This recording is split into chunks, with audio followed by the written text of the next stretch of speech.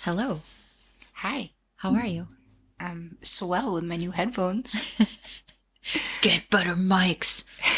Okay. Welcome back to another episode of Wicked. Mysterious. I'm your host, Danie. And I'm Katie. This is Mini Mystery Monday, Christmas edition. Here we are. Yay, it keeps getting higher and higher. You said it. I have a Christmas episode for you today. That's perfect for this time of year. Yes. Mm-hmm. So here we go. On Christmas Eve, 1964, the postmaster of Warminster, a small town in England, made a report to the local newspaper, the Warminster Journal. He said he heard strange noises on his roof and couldn't figure out what it was. Hundreds of people came forward that they too heard noises on their roofs and witnessed strange lights in the sky, with witnesses claiming to see saucers. Over the next 4 months, 400 sightings were reported. Curious spectators and news reporters flocked to the small town in hopes of catching a glimpse on what would later become known as the Warminster thing. Let's get into it. Ooh.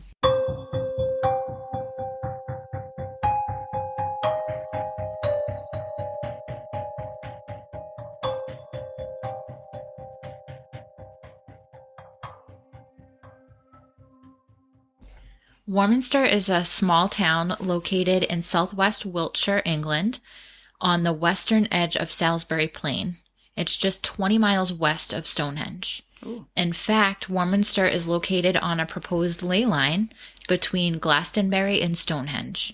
In 1964, when this story takes place, the population was around 10,000.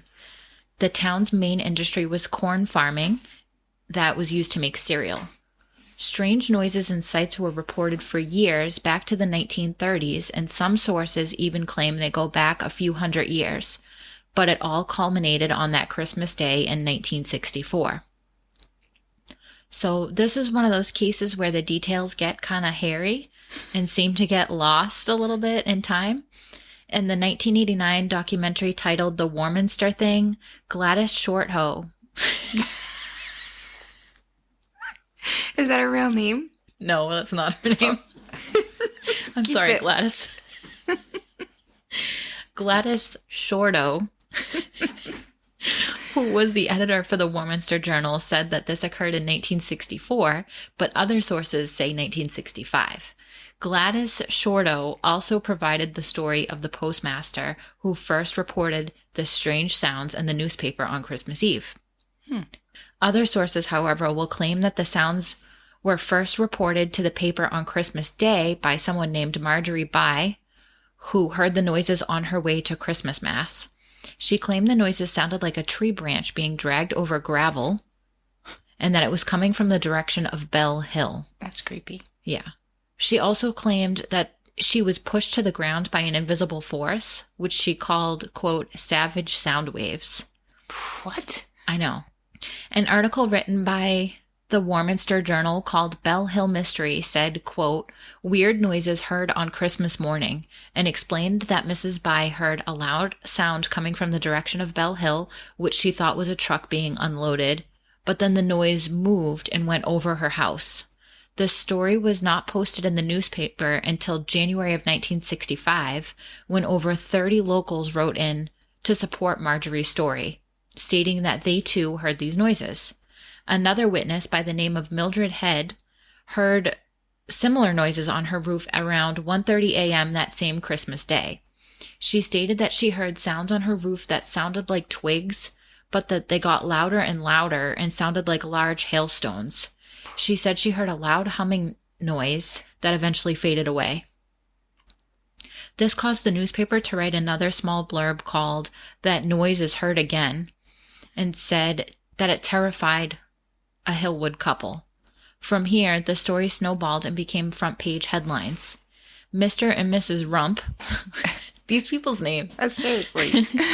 Mr. and Mrs. Rump of Warminster claimed to have heard the noise on Christmas around 6:30 a.m. Mr. Rump said it sounded like 5,000 tiles on our roof being ripped off and then put back on again with enormous clatter. So all this like hysteria is based off of sounds at this point? Yeah. Wow. Yeah. Creepy. Kind of.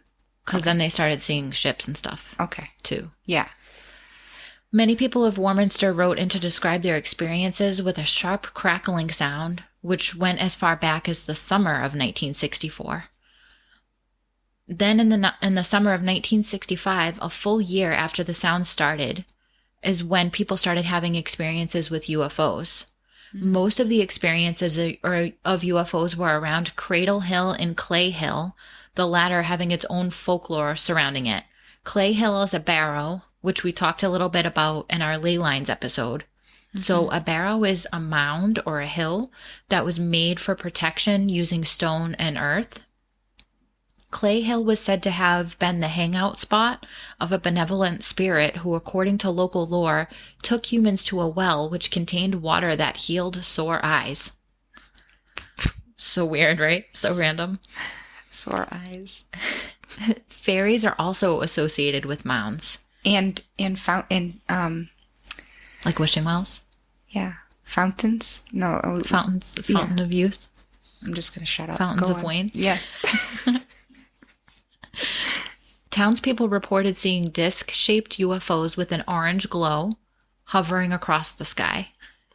Lots of photos have been taken, which skeptics, of course, claim were fakes, showing all different kinds of UFOs, from cigar-shaped to saucer-shaped to even bell-shaped.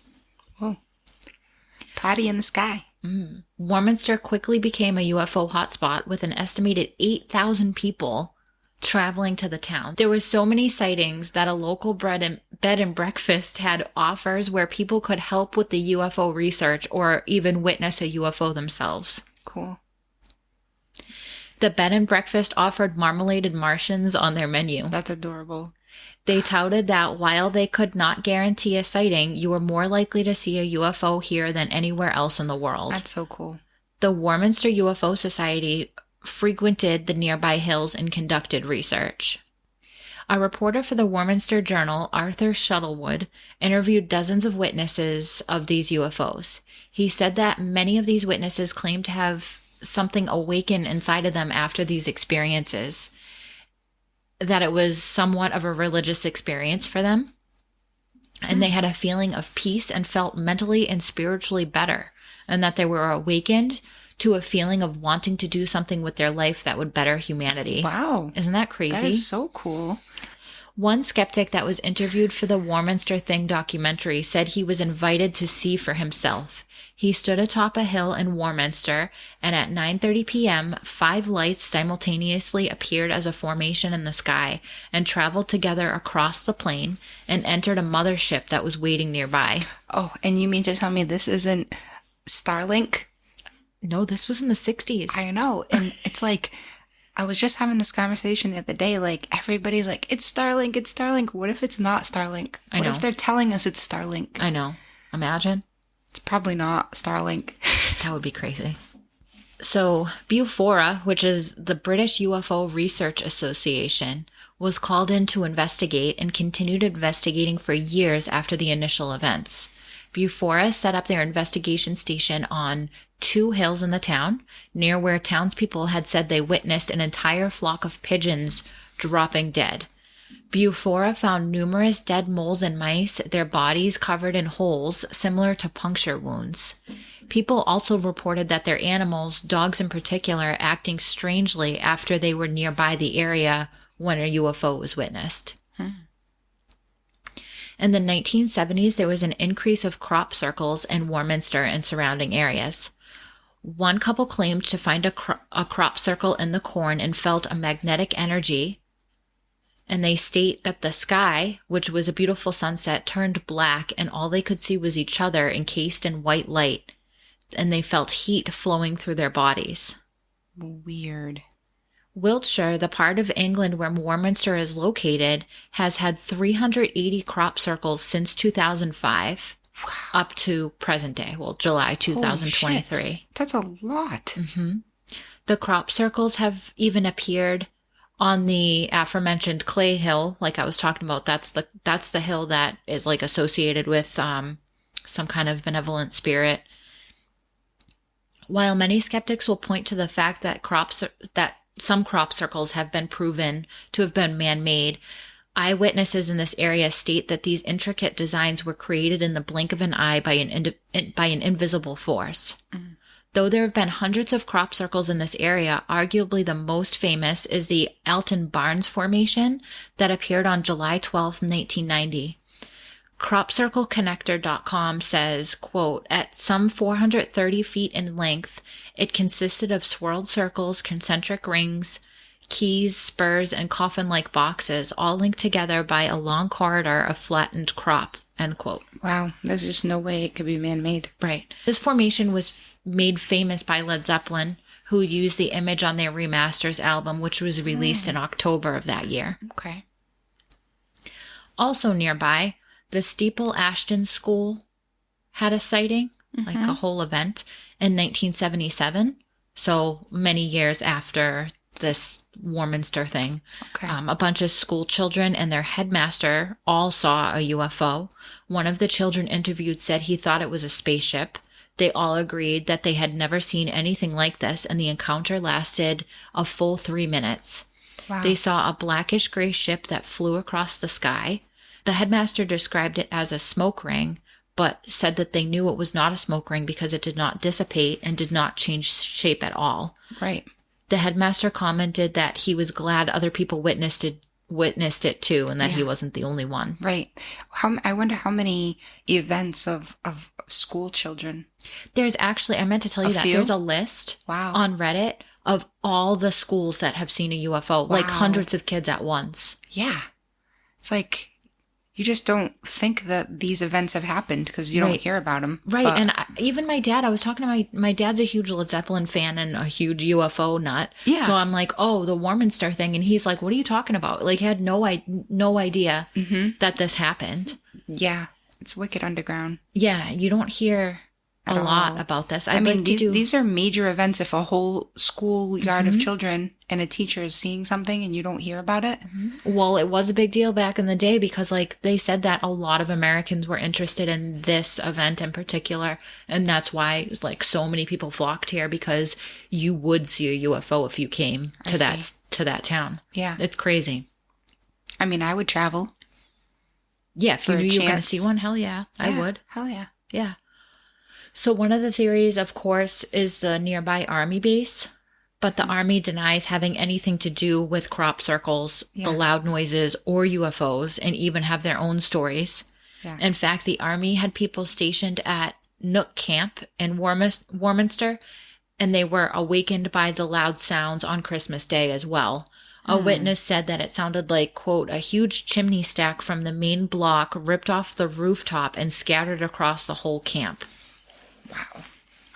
What if the army camp nearby, the military camp, is like housing these things? Anyway, it's just strange that I feel like whenever there's alien activity stuff, there's always like a military base close by. And I'm not saying that the military is involved. I just mean, like, what if... I think there's a lot of reasons for that. Yeah. One, probably because there's so many military bases. That's true. And so in so many places. Yeah. But also, there's, like they said in the congressional hearing, they're always seen over military bases and I think it's because, like, from all the research that we've done for this podcast, I think that it's because they're trying to prevent us from testing nuclear weapons or using nuclear weapons to wipe out our own planet. Yeah, because so for some reason, it does make sense if they were trying to watch us. You know, they would want to. Yeah, for some reason they have an interest in making sure we don't kill ourselves. Why that is, I don't know, but I think it's kind of cool. Yeah, thank you. Yeah, thanks for making sure we don't kill ourselves. Because they know humans are that stupid. Yeah. So that's it. So we are going to take a break the week of Christmas Day. Yeah. Or the week of Christmas, I should say. We are going to take a break the week of Christmas. Yep. Maybe we should do the Christmas week and then the following for New Year's. Okay. So expect us to say peace out. Yeah. So anyway, Merry Christmas, Happy Holidays, Happy New Year. Yes. Wait, because this one will be coming out like right before Christmas, yes, right? Yes, this is like the couple days. So no, this will come out the 17th.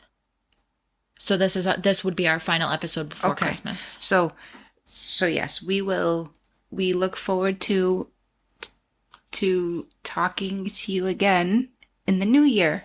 Yeah. And we have lots of new content coming, much better, good content after our breaks. Yes. So bear with us. So we hope you have a wicked, mysterious holiday season. Yes. And a wicked, mysterious new year. And wicked enjoy it. And we will see you soon. Stay mysterious.